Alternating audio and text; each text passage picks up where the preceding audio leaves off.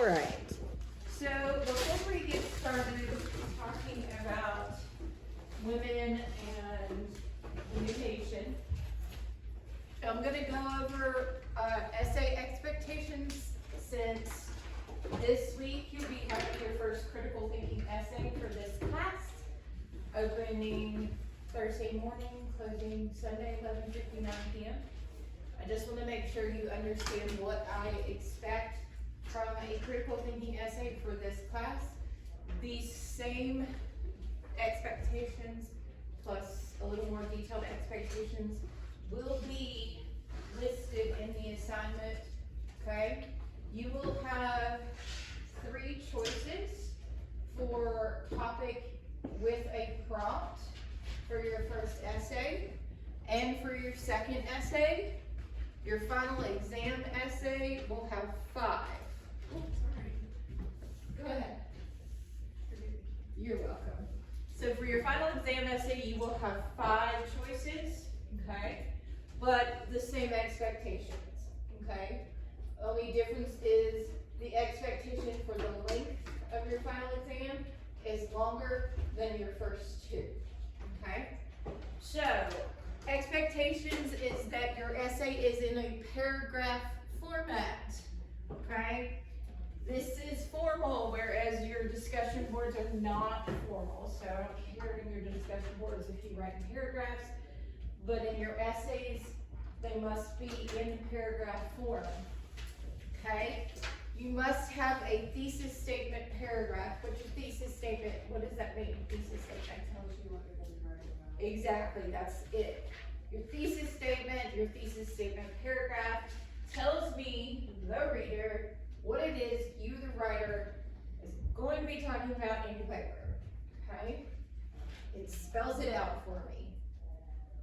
The body of the paper is where you're going to take what you told me in your thesis paragraph and break it down, give me examples to explain it, and wrap it all up in your last paragraph, which is your conclusion. Now, you don't have to say in conclusion in your paragraph if you don't want to. You just have to make it clear by summarizing and explaining in that last paragraph what it is that you talked about throughout your paper, okay? So you have to make clear that it is a conclusion by doing what a conclusion does, okay? All right, the next part is also extremely important. Citations. In your paper, you need to make sure to cite things in the body of the paper. So, in the thesis, in the body, conclusion, anywhere, things you need to cite. Anything that is not common knowledge, okay?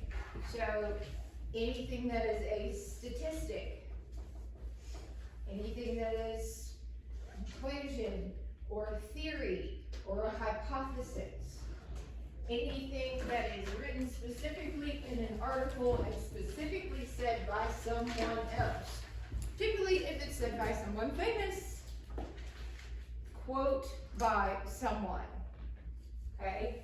You need to make sure you cite it, okay? Songs, poems, yes. Do you mind if we use like the Chicago where it's like Oh, absolutely. one and then it's The footnotes? like Oh, that's fine. Okay. Yeah. You can use footnotes, endnotes, you can use MLA, APA, whatever type of citation format you are comfortable with, use that, but use it consistently, okay? I am familiar with all of them. I have used them all at some point, okay? So as long as you are consistent throughout your paper with that particular formatting style, I don't care which one you use, okay? Make sure you do it within the body of your paper and at the end with your full citation in your bibliography or works cited, whichever you want to call it, okay? So make sure you do both, okay? The other thing is make sure you go through and check for things like spelling, punctuation, grammar, capitalization. You would be surprised at how many people forget to capitalize words at the beginning of a sentence or proper nouns, like names.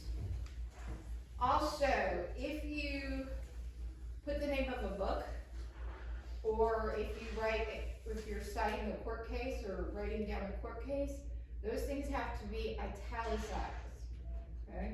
So that's something else that's important to note. Also, punctuation.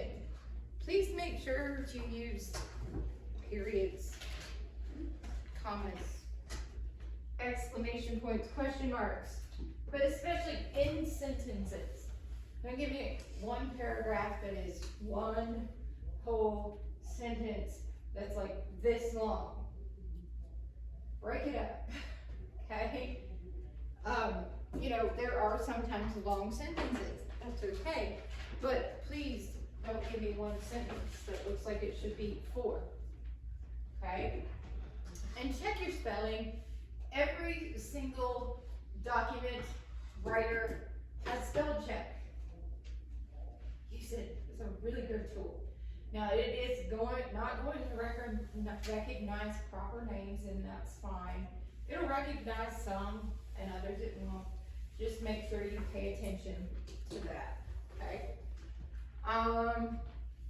If you use Google Docs, make sure that you either convert it to a Microsoft Word or PDF format, because Canvas does not like Google Docs, and they will not upload it sometimes, and sometimes it will, and sometimes it'll upload the link and you'll click on it and it'll say, you can't access this, okay? So if you use Google Docs, which is fine, go to the file section and click export as PDF, and then you can upload it into Canvas, really, really easy. Or you can get Microsoft Word for free because you are a college student. So if you prefer to do that, you can do that. Either way, those are options. The last thing before we start is margins, 1-inch margins. Those are normal. Your font size, 12, typical. As far as your font type, I don't care which font type you use, so long as it's legible, it's readable. Don't go crazy and use some kind of wingding Greek, extremely crazy cursive font that's not legible. Use a normal font, Georgia, Calgary, Times New Roman, something like that. That's normal that you would see on an essay. I mean, this is a formal essay, okay? So you guys kind of get where we're going with it. Now, if you have questions, okay, email me. If you have questions, come find me in my office on Thursday. If you have questions and I'm not in my office, say Friday, and you want to meet with me in my office on Friday, email me and we can set up a time on Friday to meet in my office, okay? And if it's Saturday and you need help, shoot me an email. I check my email. So, last thing about this, don't wait until 11:30, 11:45, 11:50 on Sunday and try to upload this and submit it. Because if something happens, I can't fix it. Especially if it's related to problems uploading your document. Because that's an IT problem and a Professor Waller problem. Because I can't fix that. Okay? And IT is going to take a whole lot longer than 10, 15, 30 minutes to get back to you and fix it. Okay? So my suggestion is to try to get it done at least earlier in the day on Sunday. So that if you have an issue, you can let me know. Let me know that you've talked to IT. Let me know that they're on it and that maybe they'll fix it do something now, okay? All right? Any questions about the essay expectations? Yes. What's the word count or like page numbers? So, at least one page on your first two essays, okay? At least one page double space on your first two essays. Your final exam essay is 3. You said double space. That way I can make comments, okay? So, 1.5 is usually really good. Don't do more than 5 pages. I mean, you can go more than 1.5 pages, I'm good with it. Just don't give me like 10 pages, okay? 5 is your max on this. Your final exam is 3 pages minimum, because it's a final exam essay, right? So it's a little more involved, okay? But these two, it's 1.5, we can go with 1.5, because it is double space, okay?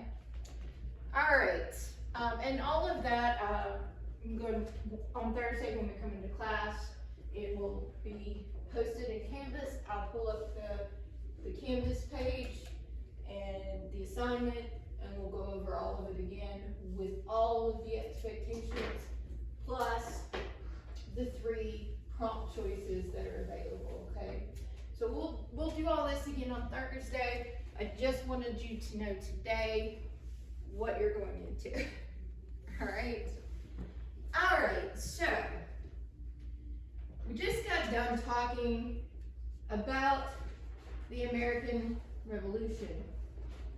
Are we on? All right, and now that the revolution is heading toward its final phases, we are now beginning to look forward to building this new nation, right? So we have basically ended the war. We are having peace talks. We have established that we are no longer part of the British Empire, okay? Now hold on to these, we'll take a look at these in just a moment, okay? And we are no longer part of the British Empire, right? And now we have to build a government, right? Okay. Now, who is building this new government in this new United States of America? Who are we having build this new government? Specifically, what kind of people? What do they look like? White, wealthy landowning men. Wealthy, white, landowning, elite men, right? However, those men are not alone, are they? Majority of them are backed by who? Women. There are women in their lives that are very important. There are women in the world, in the United States, who are also very important, that are not quiet, who speak up during this time period. Now, not necessarily naming themselves as women, sometimes naming themselves anonymously, or giving themselves a nom de plume, obviously a male name, or by discussing with their husbands how perhaps their husbands, upon creating this new government, could do something for those other groups of people who had been previously left out of the whole liberty and freedom section. Bless you. So, there were 3 kind of important questions when the new government was being put together here, okay? First question is, well, what should this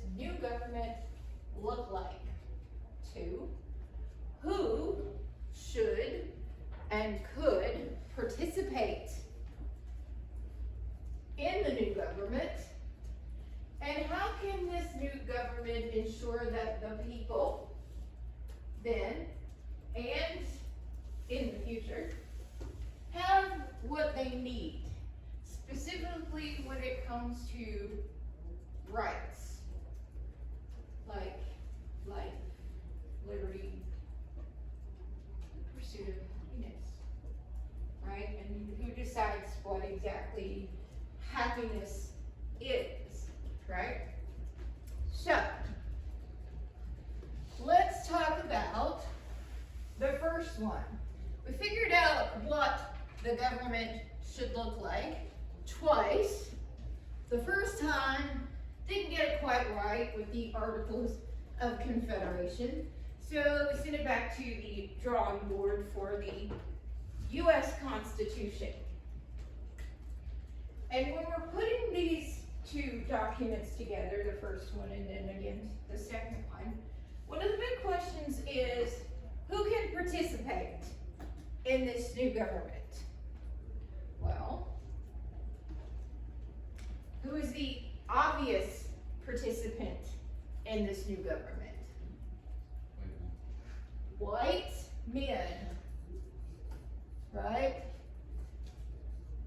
In particular, men who have wealth of some kind, but white men. Well, what about everyone else? We're leaving out a whole bunch of other people that do get mentioned, but are left out. So who else are we talking about participation? Who is talked about as far as participation? Women. What type of woman? Women who are what? Okay, but White. thank you. Yes, women who are white, and yes, obviously they're going to be submissive. Women who are white. We are not even going to discuss black, slave or free, because there were both.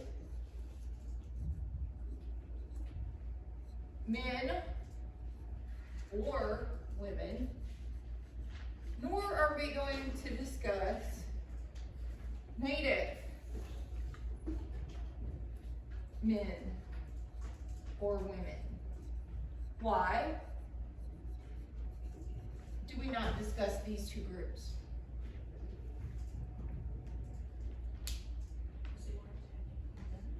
Because they weren't what? Right, so one, they're not a part of the white establishment, right? Well, it's 1776 to 1830, so they weren't Right. citizens. Right, so they're not considered citizens, even free black men or women.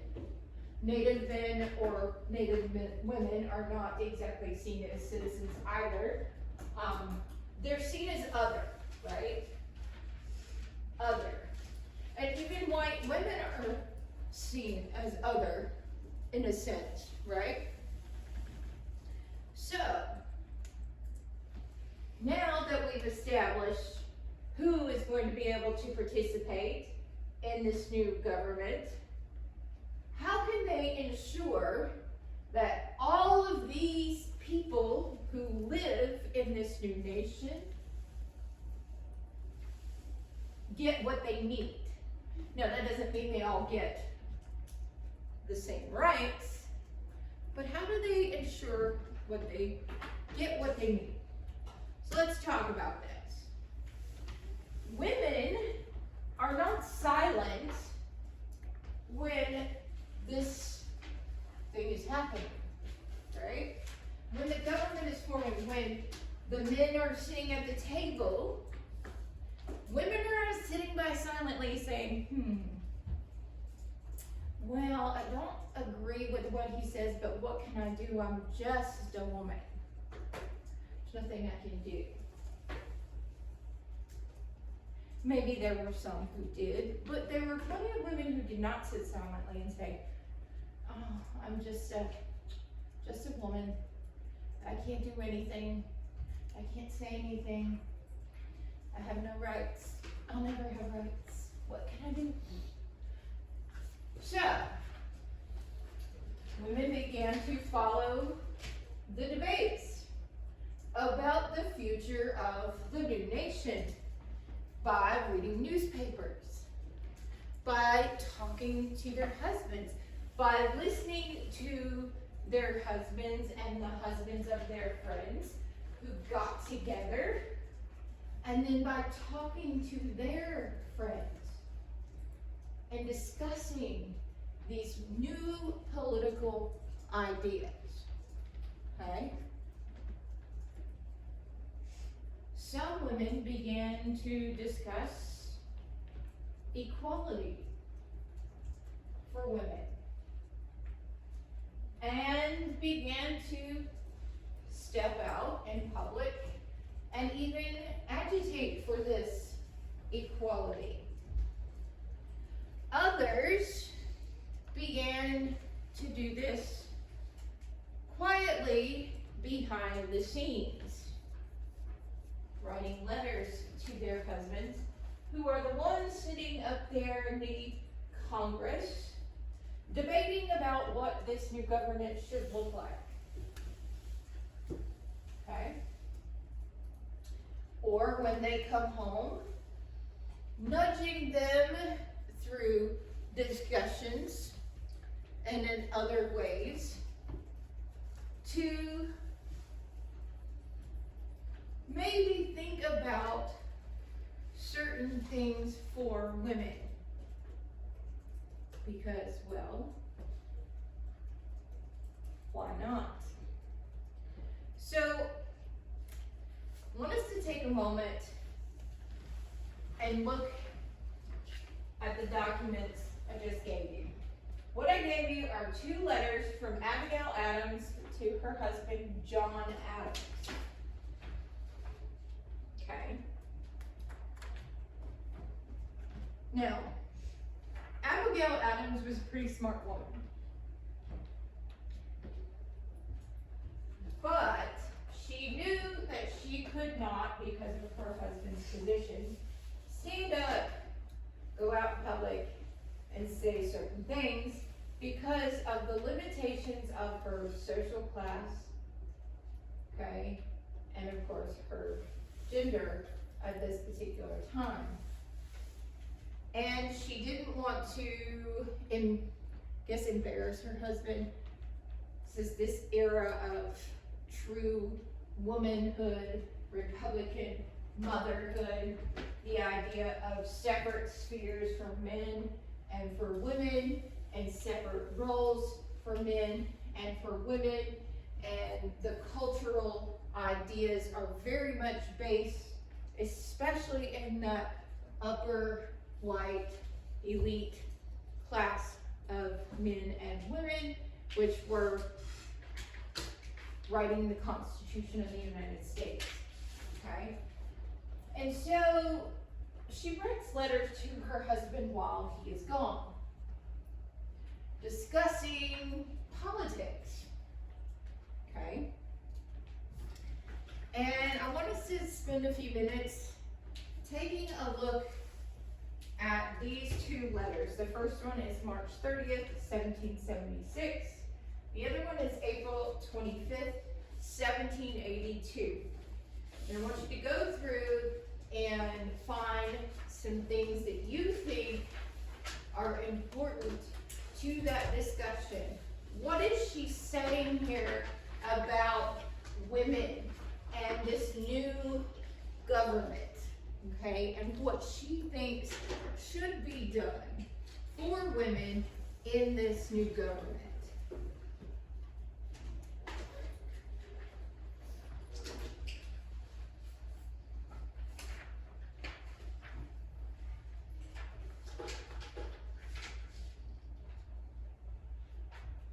Now, let me give you a little caveat here. This is written in the English of the time period, okay? So it's not in our kind of standard American English of today, so understand that this is actual copied words, okay? So it will look a little odd.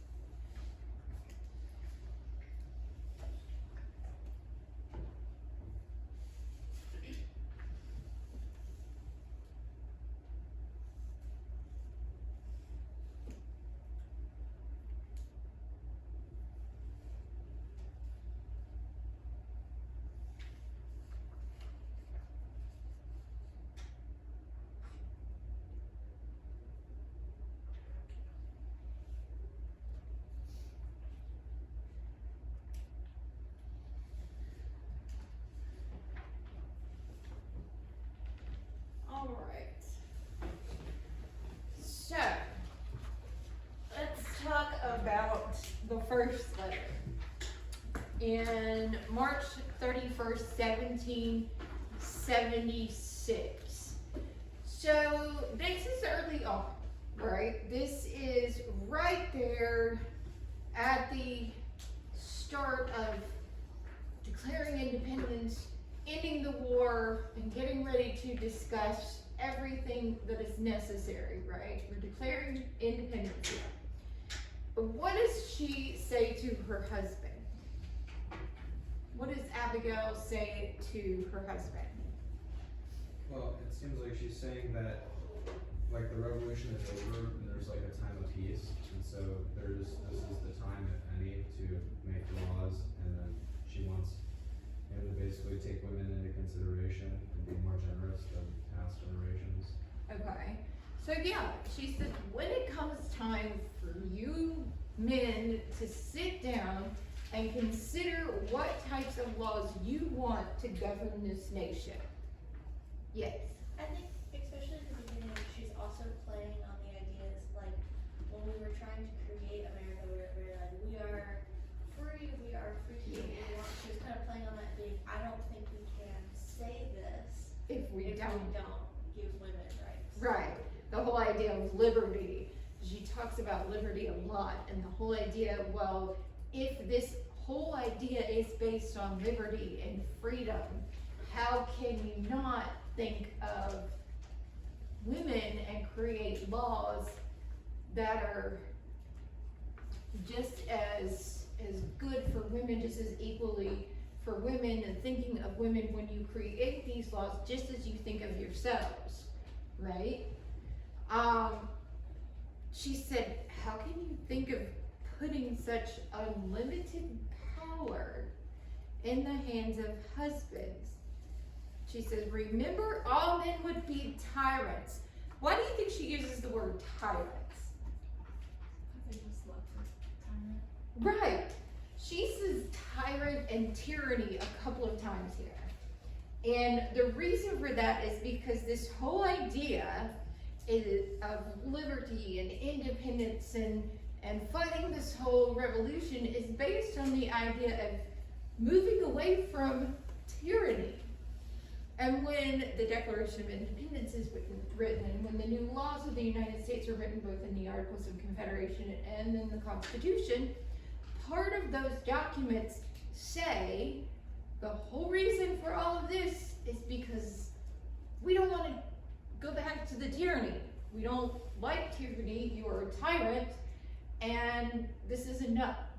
And in the Constitution, there's an entire section that says, if in the event the government should become tyrannical, we can get rid of it and establish a new one, right? And it's all based on this whole thing that the government was tyrannical and it was bad, so we had to revolt, create a revolution, and establish a new nation. And so here she goes on, and she says, if particular care and attention is not paid to the ladies, we are determined to foment a rebellion. A rebellion. And will not hold ourselves bound by any laws in which we have no voice or representation. No voice or representation.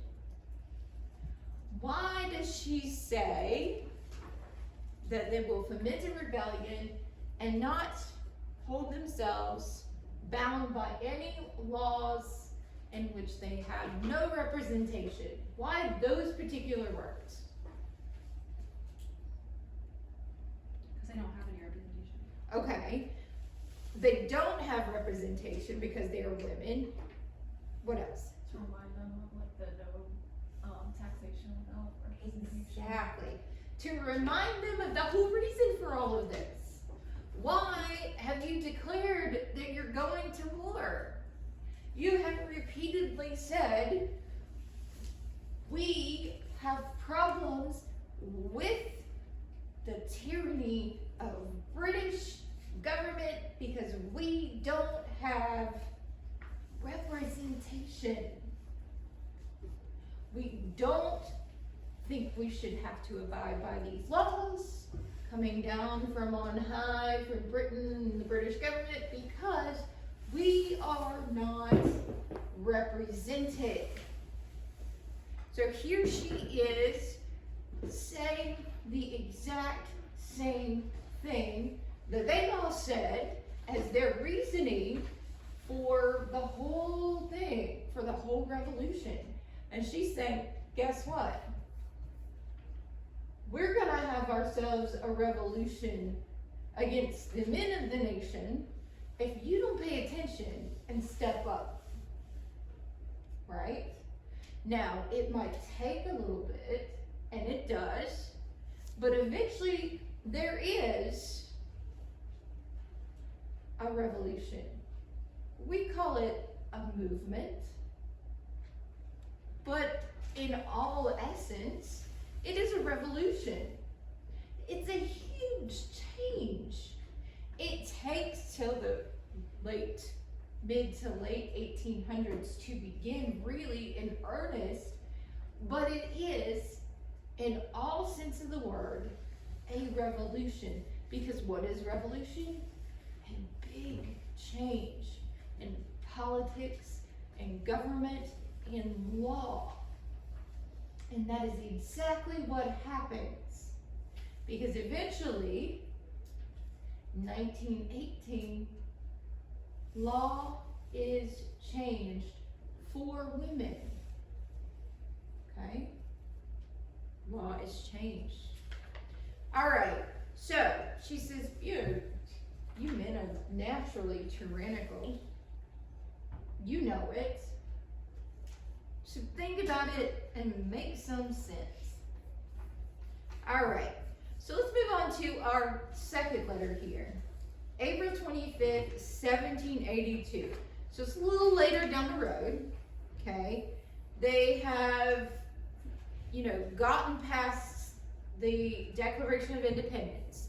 They have gotten past all the fighting. And now they are discussing peace and the creation of the new nation, exactly and specifically with the idea of who should be part of it, okay? She said, we've got our victory, we've got our pride, but remember to think, right? So what does she say in this letter that's really, really important when it comes to discussing women and the new nation and what should happen next?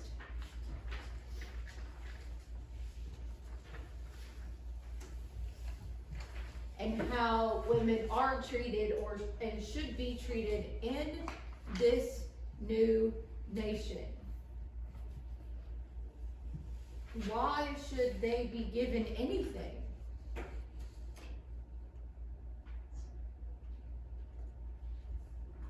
She says patriotism in the female sex is the most disinterested of all virtues. Why do you think that is? Why? Yes. Because they don't have, you can't be interested in something you're actively being excluded from. Okay, one, you can't, it's hard to be interested in something that you are being excluded from. Not only that, do men want women to be out there being actively patriotic? No. No, because it's the total opposite of this whole idea of what women were supposed to look like and be like, right? So women were supposed to be what? Submissive, pious, virgin-like, quiet, right? Women were not supposed to be out in the streets all patriotic, waving flags, wanting to participate in the revolution and the creation of the new nation. But they were supposed to be quietly patriotic. Showing the flags, cutting the bandages, quietly behind the scenes, nursing the wounded quietly. Not stepping out, not saying anything, just doing what proper, true women should be be doing, right? She says, we are excluded from honors and from offices. We cannot attach ourselves to the state or government from having a place of eminence. Even in the freest countries, our property is subject to the control and disposal of our partners, to whom the laws have given a sovereign authority. Deprived of a voice in legislation, obliged to submit to those laws which are imposed upon us, is it not sufficient to make us indifferent to the public welfare? What is she questioning? Yes. Kind of like the gender roles. Okay. So like, before it was like, even if like someone died and the women inherited the property and when they married, it would be given to the men. So she's like questioning whether that is like morally sound in this new era. Right. So here we have this new era of government, right? Old governments kept women so subjugated, right? Why can't, in this new one, we not do this? I mean, why should women be interested in the welfare of their fellow human beings and anyone else if they're not involved in the government, in where they live, in the legislation that they exist under, right? Why should they care? Why should we care if we are not allowed to participate in the government, in the making of the laws that we live under? Is there any reason to care?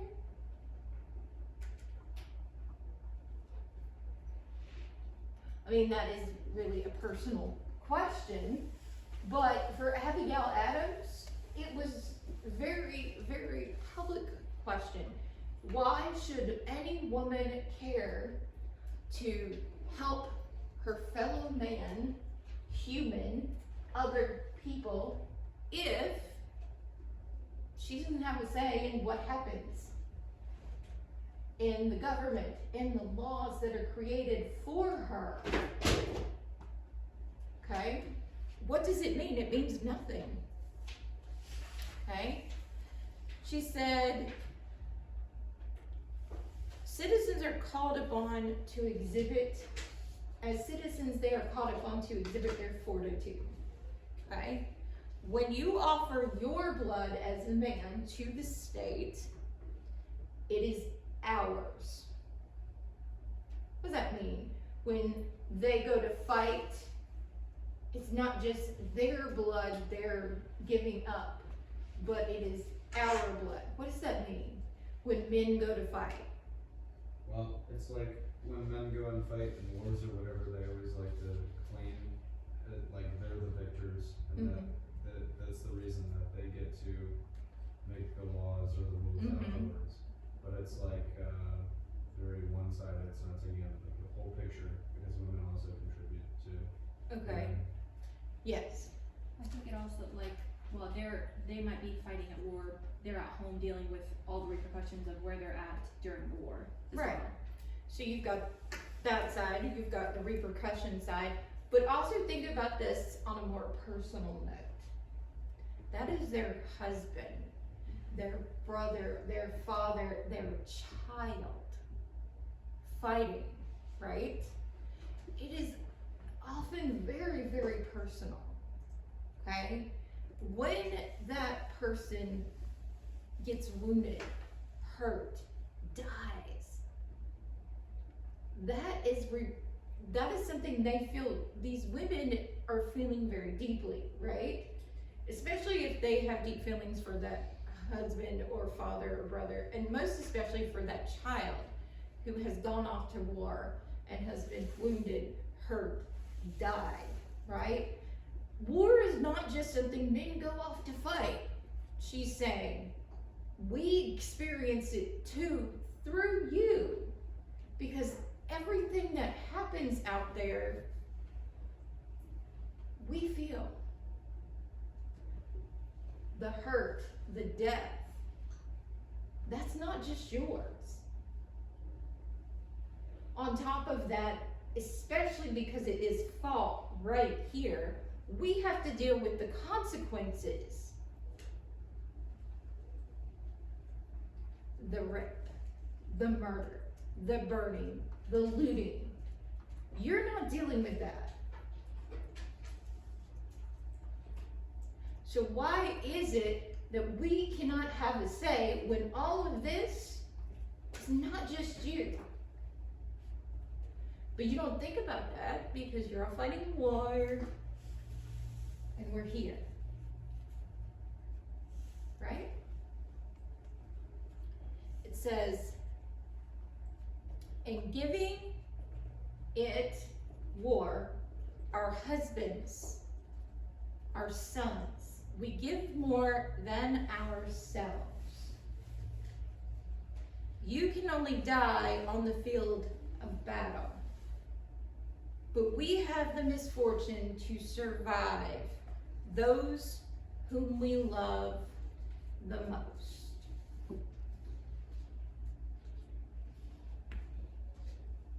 We have the misfortune to survive. And if we have to survive, go on, live our lives after we have lost the ones we love, not to mention the fact that once we lose those ones we love, we are left often destitute without anything because our property is taken by the next male heir or whatever, right? We can't own property, we can't do all of these sorts of things.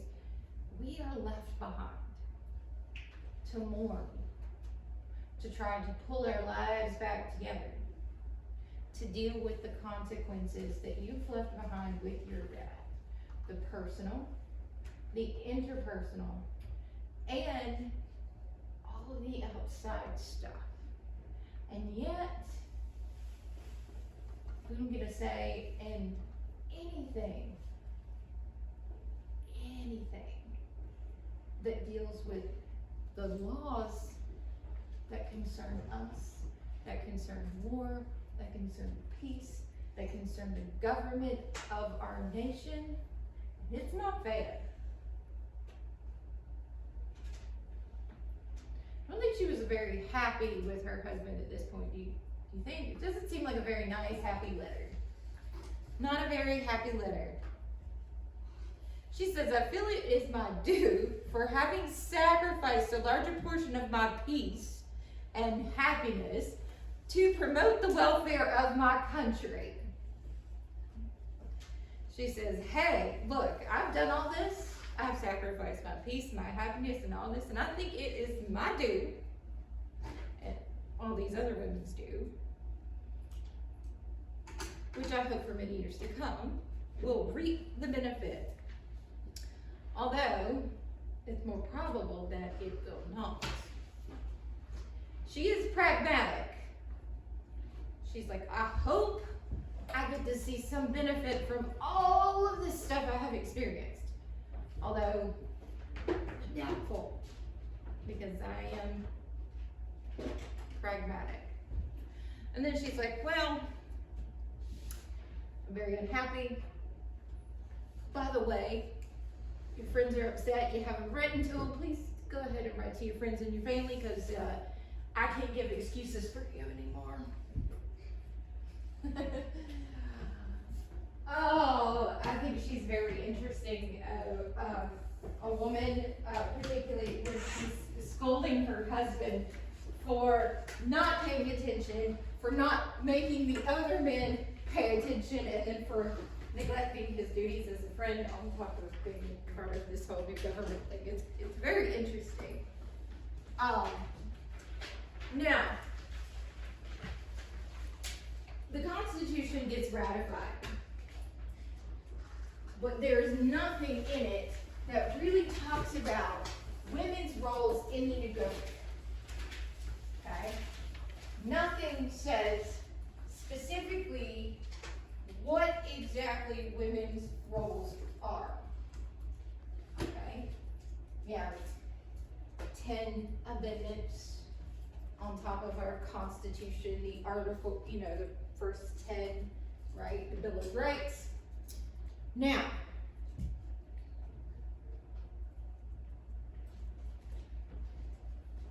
women get a little agitated here about the idea that there's nothing specific in this Constitution that says women have the right to do this or don't have the right to do this. There's nothing that says specifically that women don't have the right to do certain things, nor does it say they have the right to. There is nothing. So, because it is vague and unanswered, women begin to agitate and argue that women had an equal capacity for political engagement with men. You see, this whole idea, right, of true womanhood was based on the idea that women were weak, uneducated, and their brains were not able to understand things like politics and the higher intellect required for government type things. Because they were weak and submissive and they were women, right? And we know that's not true. The part of the thing was that there was a huge lack of education for women. Huge lack of education. And a lot of that was basic reading and writing skills. There was a whole huge section of the population of women who could not read, who could not write. That in and of itself kind of lent some credence to the idea that women could not understand. It's not that they didn't have the capacity to understand, it's that they didn't understand because they had not been given the option.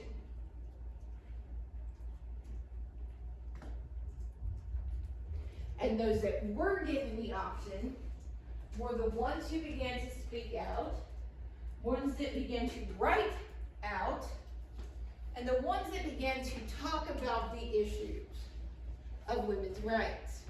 Okay?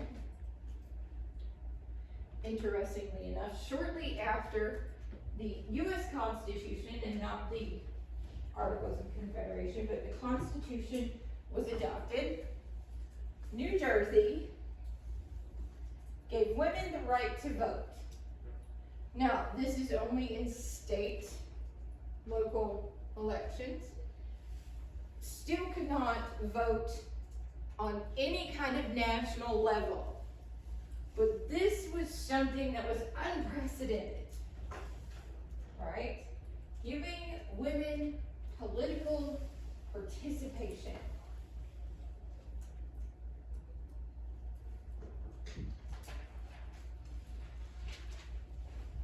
Acknowledging that women were intelligent enough, intellectually able to participate in the political process.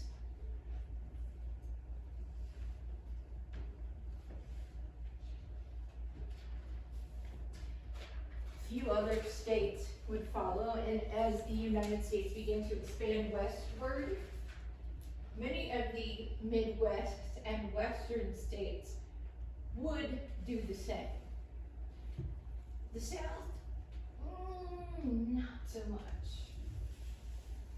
South is a little behind when it comes to giving people the right to vote that are not white, elite men. Right? A little behind on that whole thing. East Coast and then the South. Just as a thing, a lot to do with the makeup of the South in general from colonial times forward. Okay? Now, it doesn't generally make it a good or bad thing, it just happens to be that the South is a little slower to do things. Okay?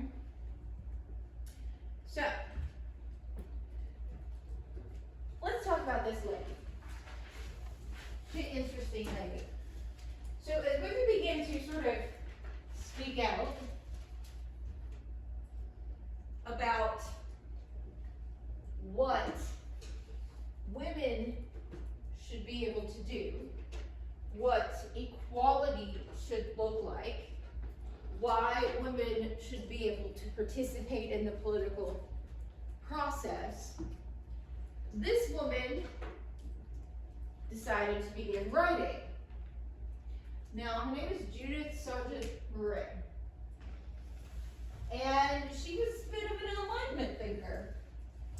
And in 1790, she published on the equality of the sexes, talking about men and women. And she went really against the grain here when she said that it is a lack of education and not some natural inferiority of the sexes, of women's brains, that makes women seem less intelligent than men. They aren't less intelligent than men. They look less or seem less intelligent in men because they are lacking education. And because of that lack of education, there's this thing about them that makes them look like they're not smart, that they're too unintelligent, unintellectual to be able to participate in the political process. She says there is no difference between the intellect of a male and a female, a boy, a girl, a man, and a woman. So it has to be an education issue. And if that is the case, then if we fix the education problem, right? If we educate women better in those kinds of things, then their participation in the political process, wouldn't it be fine? Right? Why wouldn't that be fine? Okay? So, if you think about the education process of boys and girls during this period, what do you think the boys' education process looked like? A typical, especially like in an elite, boys' education looked like? What do you think the kinds of things he would study would be? What would he learn about? Math, science. He would learn a language or two, like Latin or French, and he would read all kinds of books and scholars and literature, and he would, if he was an elite, he would probably have some private teacher or tutor teaching him, or if he was not quite so elite, maybe less, he would go to a school that locally and learn these things. But he would learn these things. And if he was young, he would be taught these things by his mother, and his father taught what he needed to know. Well, he's learning to read and do math and write and do languages, and he's learning history and science, well, and politics. But what is she learning? What is she learning? Is she learning history and politics and math and science? The extent of her science lessons are cooking, perhaps. And even then, if she's an elite, it's probably not that much because she probably has someone who does it for her. The extent of her math lessons might have to do with how much something costs and how much money she has to pay for it.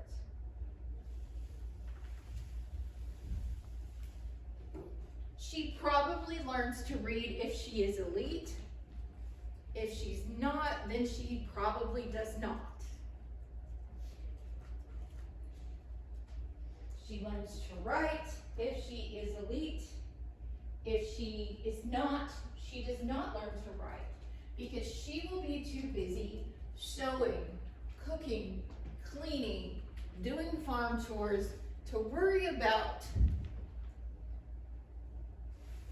reading or having important things to say to the other women who come to visit her and her husband's friends' wives who come to visit.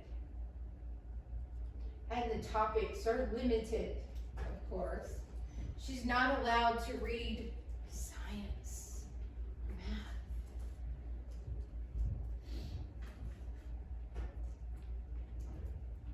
Because she might step outside of that cultural box she has been put in during this time period. We don't like things to step outside of things that we stick them in. We like boxes. We like to put things in boxes. Boxes are nice. Keep things nice and tidy and neat, right? Like to put people in categories and boxes and stick them there for their own good, right?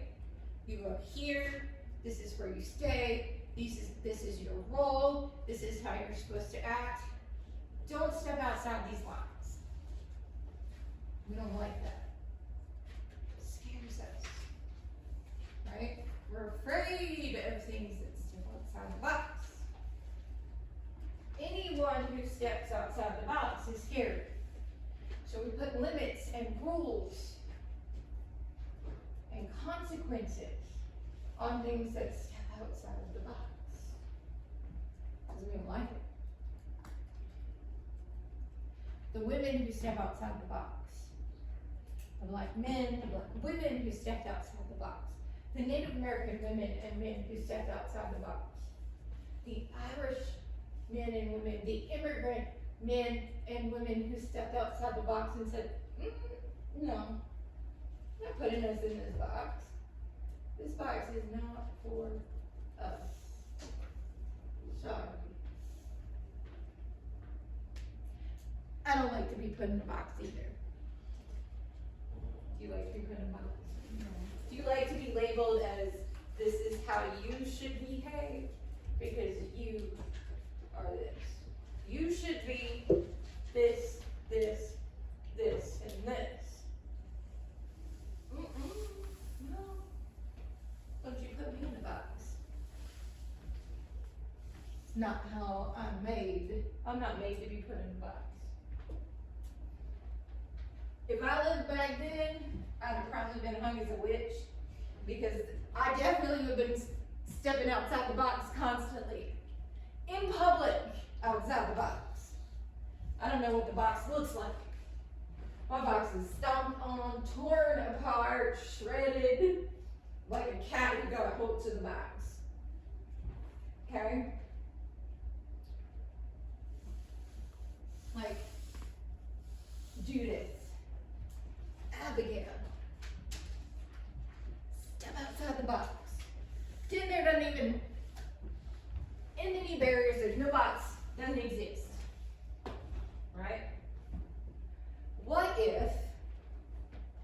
today,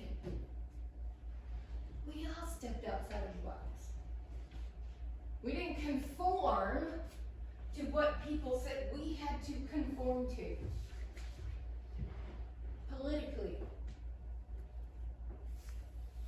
Socially.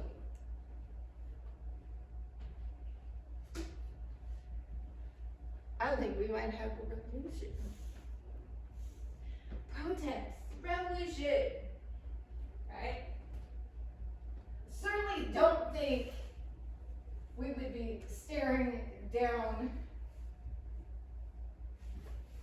what we're staring down now in an election year with a two-party system that doesn't work and everybody sitting there like deer in headlights crying, oh my God, what is going to happen? We're afraid. Everybody, I think, is afraid. In the 1960s, in the 1970s, people were certainly not afraid to step outside of the box. In the early 1900s, late 1800s, these women were not afraid to step outside of their box. Don't be afraid to step outside the box. Don't let people put you in a box. Okay? There's more than what exists inside the box. Okay? Thursday, we're going to talk about some more women who stepped outside the box and helped to create a new nation and new laws for women. Okay? And we'll discuss our first essay and our prompts for that essay. Don't forget, if you have any questions, please let me know. Okay? All right, and I will see you guys on Thursday. Have a fantastic weekend. Or not a weekend, we're not the weekend yet. Have a fantastic afternoon, evening. You too.